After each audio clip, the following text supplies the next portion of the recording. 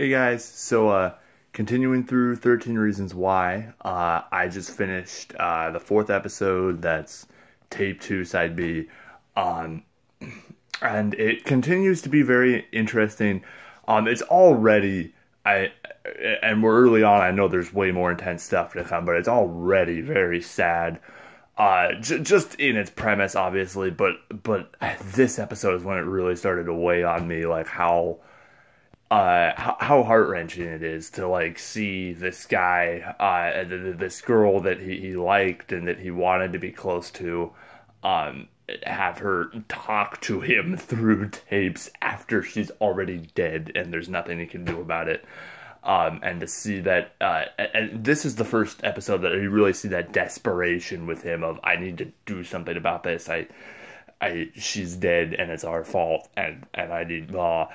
Which, by the way, I would like to just say, that is one thing that this show kind of preaches that I enjoy because it makes a more compelling story, and I understand why they feel that way, but I certainly disagree with, that in any suicide, even when it's because of bullying, it's their choice. It really is. Ultimately, you can't blame specific people for it. However, I do think it is important when something like that happens to examine yourself and see any contribution you might have made and to learn to change that going forward and to keep that within yourself, because bullying can definitely contribute to something like that, even if it is ultimately that person's choice alone. It doesn't mean that what you did didn't matter. But anyway, it's very intriguing. The four people so far that we know, well, fine, we know Clay has something to do with it, obviously, because he has the tapes, and I'm guessing he'll probably be the last tape, and it'll be some big twist at the end when we find out how he plays into this. But the other four that we know so far, or that I know so far, I know I'm a little late to the party on this. I know this is like a 2-week-old show, and a lot of people binged through it the day after it came out. But anyway, what I know so far, first it was Justin, and he and her had like a short fling. They kissed, and then he started spreading some like fake picture of her around, and saying that they went further than they did, and then Jessica backstabbed her, or, well, not backstabbed, but Jessica was a friend of hers, a very close friend, that then called her a slut and smacked her and left her. And then Alex made some stupid like hot list thing of different people and said that Hannah had the best behind, and then she got, oh geez, that was a really hard scene. I think it was episode 3 when it was after he made the list, and that the one kid, Bryce, I hate Bryce so much already, but he came up to her in the convenience store and like grabbed her. But so we know those 3, and then now we know Tyler stalked her for some reason.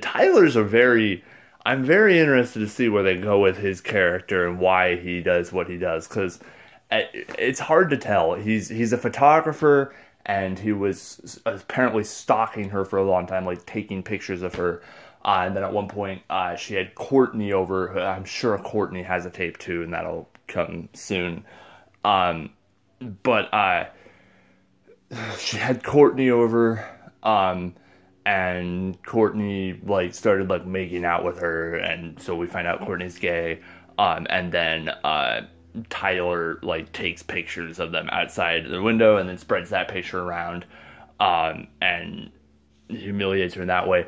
What I found very interesting though is at the end of that episode when Clay like because the tape tells him to like go outside Tyler's window, and then everybody else apparently who listened to the tape before him threw rocks through his window. He decided not to. Instead, he took a picture of Tyler naked and spread it around the school as like a revenge thing. Like, oh, how does it feel? This is what you did to Hannah.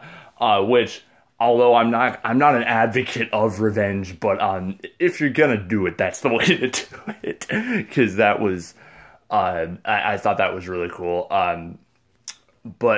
Yeah, this show, yeah, definitely make sure you're in an emotionally good place before you watch this show, because it's already like, it's sad, and I know it's only gonna get sadder. So just be sure of that. But if you are, I think there's a lot you can take away from this show, from what I've seen at least, and I think it's a very interesting like mystery and like uncovering the story. It reminds me.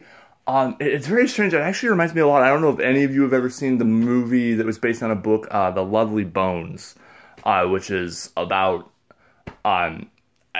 it's about a little girl, or a little, like a 14, 15-year-old girl who, gets molested and murdered, and, her, like, spirit, like, coming and, like, trying to guide people toward unraveling the mystery of how she died and why it happened and, all this stuff.